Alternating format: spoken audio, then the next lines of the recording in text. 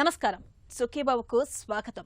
ఈరోజు సుఖీబాబులో ఊపిరికి ఉరి, lung cancer, ఎండాకాలంలో చంటి బిడ్డలు భద్రం, ఒంట్లో నీరు తగ్గితే గుండెదల, గర్భిణీ దశలో రక్తనాళాల జబ్బులు, ఇంకా హెల్త్ టిప్. శ్వాస మనకు ప్రాణాధారం. శ్వాసే లేకపోతే మనకు జీవం లేదు.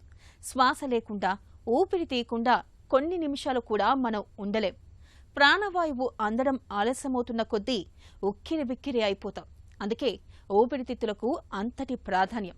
అయితే ఇంతటి కీలకమైన ఊపిరితిత్తులకు ఇవాళ లంగ్ క్యాన్సర్ రూపంలో పెను ప్రమాదం ముంచుకొస్తుంది. ఊపిరితిత్తుల్ని మెల్లమెల్లగా కబలిస్తూ చివరకు మన ప్రాణాల్నే ప్రమాదంలోకి నెడుతుంది. ప్రత్యేకించి పురుషులకు లంగ్ క్యాన్సర్ అనేది శాపంగా మారుతుంది. ఈ నేపథ్యంలో లంగ్ క్యాన్సర్కు అసలు కారణాలు, చికిత్సా మార్గాల గురించి ఇప్పుడు తెలుసుకుందాం. భోజనం చేయకుండా కొద్ది రోజులు జీవించవచ్చు, నీళ్లు తాగకుండా కొన్ని గంటలు గడపచ్చు, కానీ శ్వాస తీసుకోకుండా ఒక్క క్షణమైనా నిలవలేం. మన ప్రాణాలు నిలబడ్డానికి అత్యవసరమైన ఆక్సిజన్ అందడం నిమిషం ఆలస్యమైనా ఉక్కిరిబిక్కిరైపోతాం. కాబట్టే ఊపిరితిత్తులకు అంతటి ప్రాధాన్యం. ఇవి ప్రకృతి నుంచి లభించే ఆక్సిజన్ని శ్వాస ద్వారా లోపలికి తీసుకుంటూ దాన్ని రక్తం ద్వారా అన్ని కణాలకు సరఫరా అయ్యేలా చేస్తూ అవసరం లేని కార్బన్ డయాక్సైడ్ని బయటికి పంపిస్తూ మన జీవితం సజావుగా సాగడానికి నిరంతరం అరుపెరగకుండా పనిచేస్తుంటాయి. ఇలాంటి ఊపిరితిత్తుల్లో ఏ చిన్న సమస్య తలెత్తినా ఇబ్బందే. అలాంటిది అనుక్షణం శరీరాన్ని కబలిస్తూ ఆహారహం నిర్వీర్యం చేసే క్యాన్సర్ ముంచుకొస్తే పచ్చగా కళకళ్లాడే చెట్టుకు చీడ సోకితే వాడిపోయినట్టుగానే మనకు ఊపిరిని అందించే ఊపిరితిత్తులు క్రమంగా వాడిపోవడం మొదలెడతాయి. Lung cancer is one of the most common cancer world wide అండి. కారణాలు ఏంటి ఊపిరితిత్తుల క్యాన్సర్ రావడానికంటే the 90% of the lung cancers are caused by tobacco. Tobacco అంటే సిగరెట్ కానివ్వండి, బీడీ కానివ్వండి, తర్వాత సిగార్స్ కానివ్వండి, లేదంటే ఈ మధ్య కాలంలో మనము వేప్స్ అని వచ్చాయి, వేపింగ్ అని. సో దానివల్ల కూడా మనకి లంగ్ క్యాన్సర్ వచ్చే అవకాశాలు ఉంటాయి. ఇదే కాకుండా స్మోక్లెస్ టొబాకో అంటాం, అంటే కైని, గుట్కా. ఇప్పుడు నా ఓపీడీలో పేషెంట్స్ వస్తారు, సో నేను కైని, గుట్కా తీసుకుంటున్నాను, ఒక 2 minutes జస్ట్ అలా నమ్మలేసి అలా ఉమ్మేస్తున్నాను అని ఇక్కడ పెట్టుకుంటున్నాను, దానివల్ల లంగ్స్కి ఎలా అఫెక్ట్ అవుతుంది అని అడుగుతారు. ఇప్పుడు కైని, గుట్కా తినడం వల్ల అప్పుడు మనం నమ్ములుతాం కదా, సో వాట్ ఎవర్ ఇమీడియట్గా వితిన్ 6 to 10 seconds అబ్జార్బ్ అయిపోతుంది, మ్యూకోసల్ అబ్జార్ప్షన్ అవుతుంది. దానివల్ల ఆల్మోస్ట్ 400 to 500 కార్సినోజన్స్ ఇమీడియట్గా బ్లడ్లోకి వెళ్ళిపోతాయి. దాని ద్వారా బ్లడ్ ఎక్కడికి వెళ్తుందో అన్ని ఆర్గాన్స్కి 400 to 500 కార్సినోజన్స్ అఫెక్ట్ అయ్యే అవకాశాలు ఉంటాయి. అలాగే మనకు లంగ్ క్యాన్సర్ కూడా వచ్చే అవకాశాలు ఉంటాయి. లంగ్ క్యాన్సర్తో పాటు కోలాన్ క్యాన్సర్ రావచ్చు, బ్లాడర్ క్యాన్సర్ రావచ్చు, అన్ని ఆర్గాన్ క్యాన్సర్స్ మనకి వచ్చే అవకాశాలు ఉంటాయి టొబాకో. సిగరెట్ తాగకపోయినా లంగ్ క్యాన్సర్ పెరిగే అవకాశాలు ఉన్నాయి. అది ఎందుకంటే వాళ్ళు ఆ సిగరెట్ కాకుండా స్మోక్లెస్ టొబాకో యూస్ చేయడం వల్ల కానివ్వండి, లేదంటే air pollution which is a major risk factor. ఇప్పుడు ఏ సిటీలో చూసుకున్నా కూడాను ఎయిర్ పొల్యూషన్ అన్నది కామన్ అయిపోయింది. ఎవరు దాన్ని క్వశ్చన్ చేయరు. Nobody they take it for granted. City అంటేనే ఎయిర్ పొల్యూషన్ అని. సో ఎయిర్ పొల్యూషన్ వల్ల డెఫినెట్గా లంగ్ క్యాన్సర్ వచ్చే అవకాశాలు ఉన్నాయని చెప్పేసి ఈ మధ్య కాలంలో రీసెర్చ్ ఆర్టికల్స్ పబ్లిష్ అయ్యాయి, రీసెర్చర్స్ చెప్తున్నారు, సైంటిస్టులు. అండ్ అదే కాకుండా లైక్ హెవీ ఇండస్ట్రీస్ వర్క్, వీటి వల్ల కూడా మన లంగ్ క్యాన్సర్ వచ్చే అవకాశాలు ఉంటాయి. సో సిగరెట్ తాగకపోయినా లంగ్ క్యాన్సర్ వచ్చే అవకాశాలు అయితే డెఫినెట్గా ఉన్నాయి. మన ఒంట్లో కణాలన్నీ కూడా ఒక క్రమ పద్ధతి ప్రకారం విభజన చెందుతూ వృద్ధి చెందుతుంటాయి. ఇలా కణితులు పెరుగుతున్న కొద్దీ ఊపిరితిత్తుల పనితీరు మందగిస్తుంది. రక్తంలోకి ఆక్సిజన్ సరఫరా కావడం తగ్గుతూ వస్తుంది.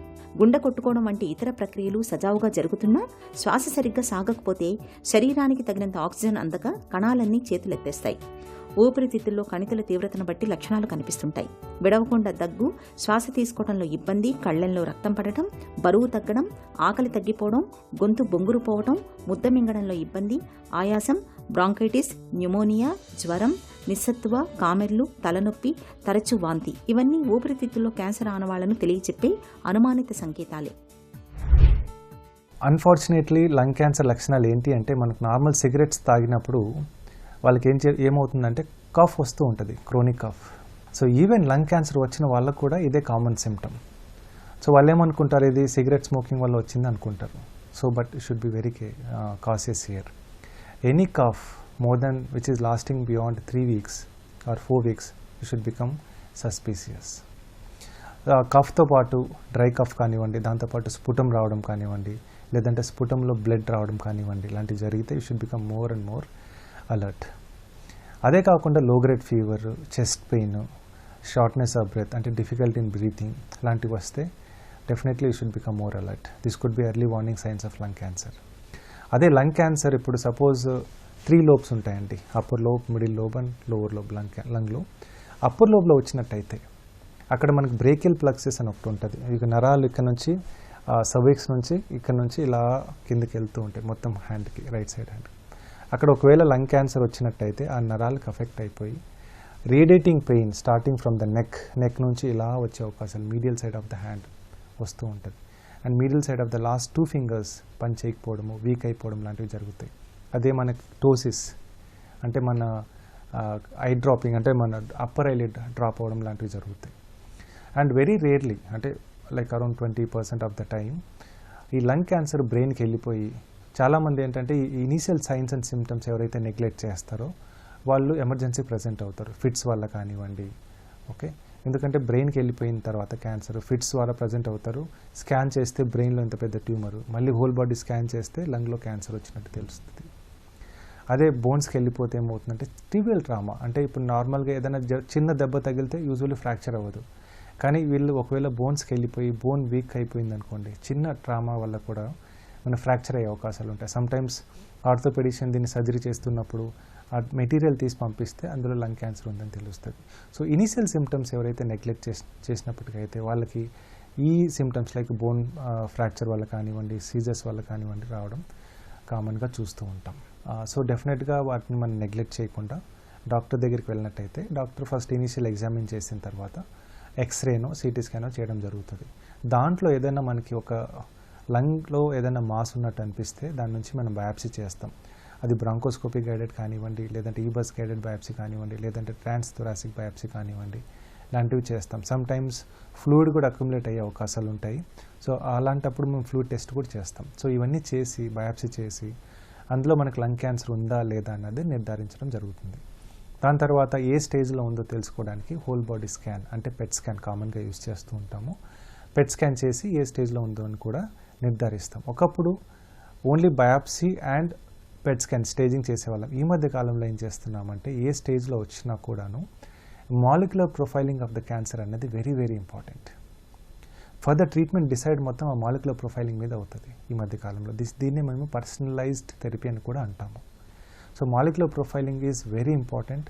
అందరు పేషెంట్స్ ఎవరైతే లంగ్ క్యాన్సర్తో బాధపడుతున్నారో ప్రతి ఒక్కరికి చేయాలండి. లంగ్ క్యాన్సర్ రావడానికి పొగ అలవాటుతో పాటు ఆస్బెస్టాస్, ఆర్సెనిక్, రేడియో ధార్మికత వంటి క్యాన్సర్ కారకాలు, జన్యువులు ఇలా చాలా కారణాలే మనకు కనిపిస్తాయి. ఇతర భాగాల్లో క్యాన్సర్ వచ్చి క్యాన్సర్ కణాలు అక్కడి నుంచి ఊపిరితిత్తులకు చేరినప్పుడు కూడా లంగ్ క్యాన్సర్ రావచ్చు. ఆటో ఇమ్యూన్ జబ్బులు, వాతావరణ కాలుష్యం, రేడియేషన్, జీన్స్ వల్ల కూడా లంగ్ క్యాన్సర్ వచ్చే అవకాశం ఉంది.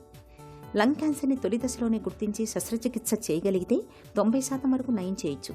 X ray, PET scan, CT scan, అవసరమైతే బయాప్సీ చేయడం ద్వారా క్యాన్సర్ తీవ్రతను, కణితుల పరిమాణాన్ని చాలా వరకు ఖచ్చితంగా నిర్ధారించవచ్చు. క్యాన్సర్ దశలను బట్టి సర్జరీ, కీమోథెరపీ, రేడియోథెరపీ, టార్గెటెడ్ ఇమ్యూనోథెరపీలు చేస్తుంటారు. క్యాన్సర్ తొలి దశలో ఉన్నప్పుడు సర్జరీ చేసి కణితుల్ని పూర్తిగా తొలగిస్తారు. అవసరమైతే ఊపిరితిత్తు మొత్తాన్ని కూడా తొలగిస్తుంటారు. 3వ దశలో ఒకే సమయంలో కీమోథెరపీ, రేడియోథెరపీ ఇస్తూ అవసరాన్ని బట్టి సర్జరీ చేస్తుంటారు.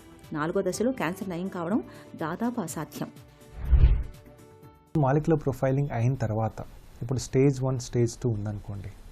యూజువల్గా పేషెంట్ ఫిట్గా ఉంటే సర్జరీ చేస్తాం. సర్జరీ చేసిన తర్వాత కీమోథెరపీ ఇవ్వాలా లేదా అన్నది కొన్ని ఫ్యాక్టర్స్ మీద డిసైడ్ అవుతుంది. కీమోథెరపీ ఇచ్చిన తర్వాత మాలిక్యులర్ ప్రొఫైలింగ్ చూస్తాం. సపోజ్ ఈజీఎఫ్ఆర్ మ్యుటేషన్ కానివ్వండి, ఆల్క్ మ్యుటేషన్ కానివ్వండి లాంటివి ఉంటే టార్గెటెడ్ థెరపీ ఇస్తాం. అదేవిధంగా 4వ స్టేజ్లో ఉన్నట్టయితే, 3వ స్టేజ్లో ఉన్నట్టయితే కీమోథెరపీ, రేడియోథెరపీ ఇచ్చిన తర్వాత ఇమ్యూనోథెరపీ లేదంటే టార్గెటెడ్ థెరపీ ఇస్తాం. అదే 4వ స్టేజ్లో ఉన్నట్టయితే మనకి ఆపరేషన్ అవ్వదు, రేడియేషన్ అవ్వదు. అలాంటప్పుడు మనం కీమోథెరపీ కానివ్వండి, టార్గెటెడ్ థెరపీ కానివ్వండి, ఇమ్యూనోథెరపీ కానివ్వండి ఇవ్వడం జరుగుతుంది. అసలు ఎలా డిసైడ్ చేస్తాము అంటే ఆ బయాప్సీలో మనము మాలిక్యులర్ ప్రొఫైలింగ్ చేయాలి. దాంట్లో టార్గెట్స్ ఏదైనా మ్యుటేషన్ ఉందా లేదా చెక్ చేస్తాము. అదేవిధంగా ఇమ్యూనోథెరపీ పనిచేస్తుందా లేదా చెక్ చేస్తాము. ఇవన్నీ చెక్ చేసుకున్న తర్వాత ఒక్కొక్క పేషెంట్కి ఒక్కొక్క ట్రీట్మెంట్ ఉంటుంది. ఆ వచ్చే రిపోర్ట్ని బట్టి మనం ట్రీట్మెంట్ డిసైడ్ చేస్తాము. దీన్నే మేము పర్సనలైజ్డ్ ట్రీట్మెంట్ అని కూడా అంటాము. The best way of preventing lung cancer is avoid smoking and living a healthy life style. So అందరికీ తెలుసు, మన సినిమా థియేటర్స్లో కూడా చెప్తూ ఉంటారు, పొగాకు, gutka, khaini is very dangerous అని. But how many of us follow? So we neglect it. వచ్చిన తర్వాత బాధపడతాం. So the best thing is prevent is to stay away from tobacco. Please stay away from tobacco. That is the best preventive strategy. అది కాకుండా ఈ మధ్య కాలంలో ఈ air pollution problems ఎక్కువ అవుతున్నాయి. దాని నుంచి కూడా మనం కాపాడుకోవాలి. Try to use preventive mask, like protective mask. అదే కాకుండా ఎయిర్ ప్యూరిఫైర్స్ యూజ్ చేయడం మొదలెట్టండి ఇంట్లో. దానివల్ల మనకి ఎయిర్ పిఎం పార్టికల్స్ అనేది తగ్గుతుంది. దానివల్ల లంగ్ క్యాన్సర్ వచ్చే అవకాశాలు కూడా తగ్గుతాయి. సో ఇంకొకటి ఏంటంటే అర్లీ డిటెక్షన్. సో లంగ్ క్యాన్సర్ని మనం అర్లీ డిటెక్ట్ చేయొచ్చా? ఎస్, డెఫినెట్గా అర్లీ డిటెక్ట్ చేయొచ్చు. ఎవరైతే క్రోనిక్ స్మోకర్స్ ఉన్నారో వాళ్ళకి లంగ్ క్యాన్సర్ వచ్చే అవకాశాలు ఎక్కువగా ఉంటాయి. వాళ్ళకి ఏం చేస్తామంటే 40 years దాటగానే, 40 to 45 years దాటగానే there is something call low dose CT scan. Normal CT scan ఉంటుంది కదా, ఆ దాంట్లో లో డోస్, ఆ ఎక్స్పోజర్ ఎక్స్రేస్ ఏవైతే ఉంటాయో అవి లో డోస్లో ఇస్తామన్నమాట. ఇయర్కి ఒక్కసారి అలా చేసుకున్నట్టయితే లంగ్ క్యాన్సర్ మనకు అర్లీగానే మనం డిటెక్ట్ చేసుకునే అవకాశాలు ఉంటాయి. ఒకవేళ అర్లీగా లంగ్ క్యాన్సర్ డిటెక్ట్ చేసుకున్నట్టయితే మనము క్యూర్ చేసుకునే అవకాశాలు ఉంటాయి. ఊపిరితిత్తుల క్యాన్సర్ను తొలి దశలో గుర్తించడం కష్టం. నివారణ ఒక్కటే మార్గం. క్యాన్సర్కు దారితీసే పొగాకు జోలికి వెళ్లకపోవడం అన్నింటికన్నా మంచిది. ఒకవేళ పొగ తాగడం, పొగాకు నమలటం అలవాటుంటే వెంటనే మానేయాలి. పండ్లు, కూరగాయలు ఎక్కువగా తీసుకోవాలి. మద్యం పరిమితంగా తీసుకోవాలి. రోజు క్రమం తప్పకుండా వ్యాయామం చేయాలి. అధిక బరువు, ఊబకాయాన్ని తగ్గించుకోవాలి. దగ్గు ఎంతకీ తగ్గనప్పుడు, కఫంలో రక్తం పడుతున్నప్పుడు, తరచూ జ్వరం వచ్చిపోతున్నప్పుడు, బరువు తగ్గిపోతున్నప్పుడు ఆలస్యం చేయకుండా వెంటనే డాక్టర్ని సంప్రదించి లంగ్ క్యాన్సర్ నిర్ధారణ పరీక్షలు చేయించుకోవాలి. క్యాన్సర్ కణితుల్ని మనం తొలి దశల్లోనే పసిగట్టి చికిత్స మొదలు పెడితే లంగ్ క్యాన్సర్ని చాలా వరకు జయించవచ్చు. వేసవి కాలాన్ని చంటి బిడ్డల పాలిట కాస్తంత గడ్డుకాలంగానే చెప్పుకోవాలి. తీవ్రమైన వేడి, ఉక్కపోతల దాటికి చంటి పిల్లలు ఇట్టే వడిలిపోతూ ఉంటారు. తీవ్రమైన వేడి, ఉక్కపోతల మూలంగా పిల్లలకు తరచూ ఏదో ఒక అనారోగ్య సమస్య ఎదురవుతూ ఉంటుంది. డీహైడ్రేషన్, వడదెబ్బతో పాటు పసిపిల్లల లేత చర్మానికి చిక్కులు పెరుగుతూ ఉంటాయి. ఈ నేపథ్యంలో వేసవి ఇక్కట్ల నుంచి చంటి బిడ్డల్ని కాపాడుకునేందుకు ఏం చేయాలో, ఎలాంటి జాగ్రత్తలు తీసుకోవాలో ఇప్పుడు తెలుసుకుందాం.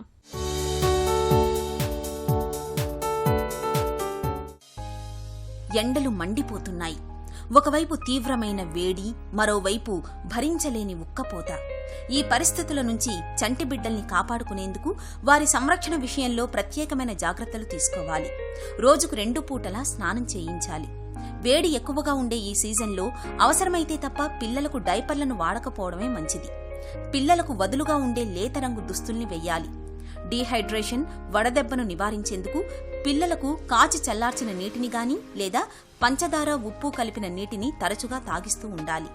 ఖర్జూరం పళ్లను కొన్నింటిని నీళ్లలో నానవేసి ఆ నీటిని పట్టించడం మరీ మంచిది. అప్పుడప్పుడు కొబ్బరి నీళ్లు, పళ్లరసాలు, నిమ్మరసం తాగించడమూ మంచిదే. ఉక్కబోత నుంచి ఉపశమనం కోసం ఒక విశాలమైన పాత్రలో నీటిని పోసి ఆ పాత్రను ఫ్యాన్ కింద ఉంచండి. ఫ్యాన్ గాలికి నీటి తుంపర్లు గది అంతా పరచుకుని పిల్లలకు చల్లటి వాతావరణం లభిస్తుంది.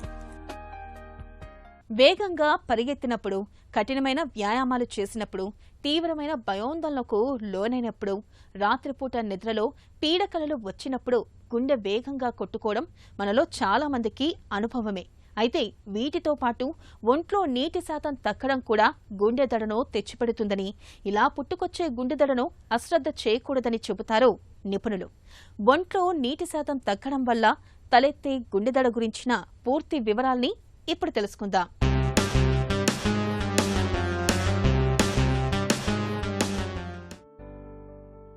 భావోద్వేగాలు, శారీరక శ్రమ, వ్యాయామం, కెఫీన్ వంటివి గుండెదడకు దారితీయటం తెలిసిందే. ఇవి మాత్రమే కాదు, ఒంట్లో నీటి శాతం తగ్గినా గుండెదడ పుడుతుంది. సాధారణంగా ఇది ప్రమాదకరం కాదు, అరుదుగా వస్తుంది, కాసేపు ఉండిపోతుంది. కానీ నీటి శాతం తగ్గడం వల్ల గుండెదడ పుడితే మాత్రం తీవ్రంగానే పరిగణించాలి. గుండె రక్తనాళాల వ్యవస్థ ఒత్తిడికి గురైందనడానికి సంకేతం కావచ్చు.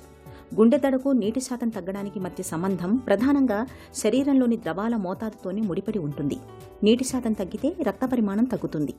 గుండె కండర వ్యాకోచ సంకోచాలకు అవసరమైనంత మేర పీడనం లభించదు. దీన్ని భర్తీ చేసుకోవడానికి గుండె మరింత వేగంగా కొట్టుకుంటుంది. రక్తాన్ని పంప్ చేయడానికి ఎక్కువ కష్టపడాల్సి వస్తుంది. ఇలాంటి పరిస్థితుల్లో తేలికపాటి వ్యాయామం, శారీరక శ్రమ చేసిన గుండె వేగం మరింత ఎక్కువ అవుతుంది. నీటి శాతం తగ్గడం వల్ల ఎలక్ట్రోలైట్ల సమతుల్యత కూడా అస్తవ్యస్తమవుతుంది. దీంతో గుండె రక్తనాళాలు ఒత్తిడికి గురై గుండె పనితీరును ప్రభావితం చేస్తుంది.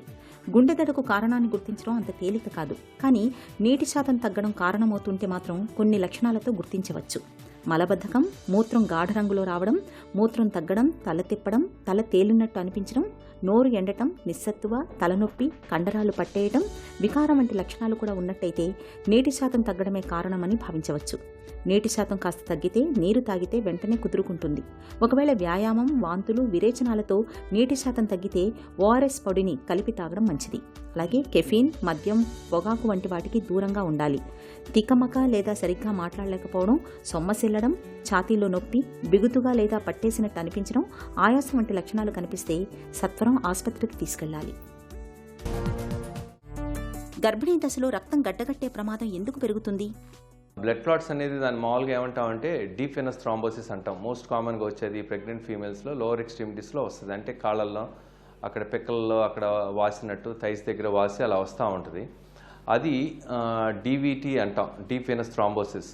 అది ఒక్కొక్కసారి పైకి వెళ్ళి అలానే ఊపిరితిత్తుల్లో కూడా వెళ్ళొచ్చు. అంటే ఊపిరితిత్తులోకి అంటే పల్మరీ ఎంబాలిజం అంటాం అనమాట. దానివల్ల సడన్గా వాళ్ళకి గుండె నొప్పి వచ్చినట్టు అవ్వటం, షార్ట్నెస్ ఆఫ్ బ్రెత్ వస్తుంది.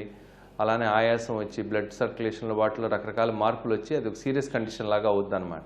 సిమ్టమ్స్ అనేది కాళ్ళల్లోనే రక్తం గడ్డగట్టింది అనుకోండి, దానివల్ల కాళ్ళు వాపు రావటం, అది ఒక సైడ్ వస్తుంది, కొంతమందిలో రెండు వైపులా రావచ్చు, కానీ మోస్ట్ కామన్గా వచ్చేది ఒకవైపే వస్తుంటుంది అనమాట. దానివల్ల కాలు వాపు రావటం, నొప్పి రావటం, కాలు రెడ్నెస్ రావటం అటువంటి ఉంటుంది. అదే కనుక ఊపిరితిత్తులకి వెళితే దాంతో బాగా ఆయాసం వచ్చి గుండెల్లో నొప్పి రావటం అటువంటివి కూడా రావచ్చు. గర్భిణీ దశలో రక్తం గడ్డలు కట్టే ప్రమాదం ఎవరికి ఎక్కువ? వాళ్ళకి ఎప్పుడన్నా ఇంతకుముందు బ్లడ్ క్లాట్లు ఫామ్ అయినాయి అనుకోండి, అంటే ఇంతకుముందు ప్రీవియస్గా ప్రెగ్నెన్సీ రాకముందు వేరియస్ కండిషన్స్ వల్ల వచ్చిన వాళ్ళకి రిస్క్ ఎక్కువ ఉంటుంది అనమాట. అలానే ఫ్యామిలీ హిస్టరీ అనేది కూడా ఇంపార్టెంట్. ఫ్యామిలీలో ఎవరికైనా బ్లడ్ క్లాట్లు ఫామ్ అయి ఉంటే, అలా మదర్కి కానీ వాళ్ళకి ఎవరికైనా ఉంటే పేషెంట్ కూడా రావడానికి ఆస్కారం ఉంటుంది. అలానే కొంతమందిలో హైపర్ కోయాగుల్ స్టేట్స్ ఉంటాయి అన్నమాట. అవి జన్యుపరమైనటువంటి కారణాలు ఉంటాయి. లేకపోతే సిస్టమిక్ లోపస్ ఎరిథమెటోసిస్ అంటాం, SLE అంటాం. అటువంటి కండిషన్స్లోనూ వీటిల్లో వచ్చే రిస్క్ ఎక్కువ ఉంటుంది అనమాట. తెలియకుండా కొంతమందిలో క్యాన్సర్ ఉండొచ్చు. క్యాన్సర్ ఉన్నా సరే అటువంటి బ్లడ్ క్లాట్లు ఫామ్ అవడానికి ఆస్కారం ఉంటుంది. గర్భిణీలో బ్లడ్ క్లాట్స్ని ఎలా గుర్తిస్తారు? ప్రెగ్నెన్సీలో బ్లడ్ క్లాట్లు వస్తే మనం ఒక పద్ధతిగా చూడాలన్నమాట. వాళ్ళ సిమ్టమ్స్ని మనం చూసి, అంటే వాళ్ళకి లక్షణాలు ఎలా ఉన్నాయని చెప్పి ముందు కాళ్ళల్లో అల్ట్రాసౌండ్ చేసి బ్లడ్ క్లాట్ ఫామ్ అయినాయా లేదా చూడొచ్చు అనమాట. అది చాలా తేలికైన విషయం, ఈజియెస్ట్ థింగ్. కొంతమందిలో మామూలుగా ప్రెగ్నెన్సీ లేని వాళ్ళు అయితే డీడైమర్ టెస్ట్ అనేది చాలా హెల్ప్ఫుల్గా ఉంటుంది. కానీ ప్రెగ్నెన్సీలో ఏంటంటే డీడైమర్ టెస్ట్ దాని నార్మల్ వాల్యూ ఎంతో తెలియదు. అది చేయటం వల్ల కన్ఫ్యూజన్ కూడా ఎక్కువ అవుద్ది. ఇప్పుడు కామన్గా ఈజియెస్ట్ థింగ్ ఏంటంటే అల్ట్రాసౌండ్ చేయటం అనేది. అలానే ఈ డీవీటీ ఊపిరితిత్తులోకి వెళ్ళింది అనుకోండి, పల్మరీ ఎంబాలిజం అయితే దాన్ని మాత్రం సిటీ స్కాన్ చేయించాలి. సిటీ స్కాన్ చాలా ఈజీగా అయిపోద్ది. దాంతో రేడియేషన్ రిస్క్ ఉంటుంది, కానీ that is the easiest thing to do అనమాట, ఒకవేళ పల్మరీ ఎంబాలిజం అలా అటువంటి సస్పెక్ట్ చేస్తే. గర్భిణీ దశలో బ్లడ్ క్లాట్స్కి చికిత్స ఎలా ఉంటుంది? ట్రీట్మెంట్ ఆప్షన్స్ నాన్ ప్రెగ్నెంట్ పేషెంట్స్కి చేసినట్టే చేస్తాం, కానీ మనం మందులు వాడేది మాత్రం కొంచెం డిఫరెంట్గా ఉంటుందండి. ఎందుకంటే పొట్టలో ఉన్నటువంటి బేబీకి ఎఫెక్ట్ అవ్వకుండా మనం చూసుకోవాలి కాబట్టి అన్ని రకాల మందులు మనం వాడలేం. కామన్గా ఏంటంటే హెపరిన్ అనేది వాడితే తేలిగ్గా ఉంటుంది. దానివల్ల సైడ్ ఎఫెక్ట్స్ అనేది ఫీటస్ కానీ మదర్ కానీ పెద్ద ఇబ్బందులు ఉండవు. ప్లాసెంటల్ బ్యారియర్ క్రాస్ చేయనటువంటి మందులు వాడితే మంచిది, ఎందుకంటే అది వెళ్ళి బేబీని ఎఫెక్ట్ చేయకుండా ఉండడానికి చూసుకోవాలి మనం. ట్రీట్మెంట్ అనేది ప్రెగ్నెన్సీ త్రూఅవుట్ ద ప్రెగ్నెన్సీ వాడతాము. ప్రెగ్నెన్సీ అయిపోయిన తర్వాత కొంతకాలం వాడి దాని తర్వాత మనం దాన్ని ఎవాల్యుయేట్ చేయాలన్నమాట. అసలు ఎందుకు వచ్చినాయి క్లాత్స్, ఏమన్నా జన్యుపరమైనటువంటి కారణాలు ఉన్నాయా లేదా చెక్ చేసామనుకోండి, దాన్ని బట్టి మనం డిసైడ్ చేయొచ్చు అనమాట ఎంతకాలం వాడాలి ఏంటి మెడిసిన్స్ అనేది. కాన్పు తర్వాత కూడా రక్తం గడ్డలు కట్టే ప్రమాదం ఉంటుందా? మామూలుగా పోస్ట్ పార్టం అంటే డెలివరీ అయిన తర్వాత మన బాడీలో మెకానిజమ్స్ అన్ని మారిపోయి బ్లడ్ క్లాటింగ్కి, డెలివరీ ఎప్పుడు బ్లడ్ క్లాట్ అవడానికి మన బాడీ చాలా చేంజెస్ తీసుకొస్తుంది అనమాట. దానివల్ల ఫస్ట్ 6 weeks చాలా ఇంక్రీజ్ రిస్క్ ఉంటుందండి. అందుకని ఆ టైంలో మామూలు వాళ్ళకు కూడా there is increase risk of blood clots. అందుకని వాళ్ళు ఎక్కువ యాక్టివ్గా ఉంటే సో ఆ ఛాన్సెస్ అన్నీ తగ్గుతాయి అన్నమాట. గర్భిణీ దశలో రక్తం గడ్డలు కట్టే ప్రమాదాన్ని నివారించవచ్చా? ఫ్యామిలీ హిస్టరీ ఉన్నా ప్రీవియస్ హిస్టరీ ఉన్నా సరే అప్పుడు మాత్రం మనం ఈ మందులు వాడాల్సిన అవసరం ఉంటుంది. లోమోక్లవేట్ హెపరిన్, ఆస్పిరిన్ అటువంటివి. అలానే బాగా నీళ్లు తాగి హైడ్రేటెడ్గా ఉండాలి, యాక్టివిటీ ఉంటే ప్రాబ్లం ఉండదు. అలానే కాళ్ళు క్రాస్డ్గా పెట్టుకొని కూర్చోకుండా ప్రొలాంగ్డ్ సిట్టింగ్ లేకుండా ఉండటం, అలానే లాంగ్ డిస్టెన్స్ ట్రావెల్స్ అటువంటివన్నీ అవాయిడ్ చేసామనుకోండి, అప్పుడు ఈ క్లాట్ ఫామ్ అవటం అనేది తగ్గుద్ది. చిన్న పామునైనా సరే పెద్ద కర్రతో కొట్టాలంటారు పెద్దలు. గర్భిణీ దశలో రక్తనాళాల్లో కనిపించే సమస్యల విషయంలో ఇలాంటి అవగాహనే అవసరం. రక్తనాళాల జబ్బుల్ని మొదట్లోనే గుర్తిస్తే మందుల సాయంతోనే వాటిని సులువుగా నయం చేసుకోవచ్చు. ఇక గర్భంతో ఉన్నప్పుడు చురుకైన జీవనశైలిని ఆచరించడం ద్వారా రక్తనాళాల్లో తలెత్తే సమస్యల్ని చాలా వరకు నివారించుకోవచ్చు. ఇక ఈ రోజు కార్యక్రమాన్ని ముగించే ముందు ఒక చిన్న చిట్కా మీకోసం. వేసవిలో వేడి గోరువెచ్చటి నీళ్ల కన్నా చల్లటి నీళ్లతో స్నానం చేయడం మంచిది. చన్నీటి స్నానం వల్ల అధిక చెమట నుంచి ఉపశమనం లభించడమే కాకుండా చర్మం పొడిబారడం, పగుళ్ల బాధలు కూడా తగ్గుతాయి.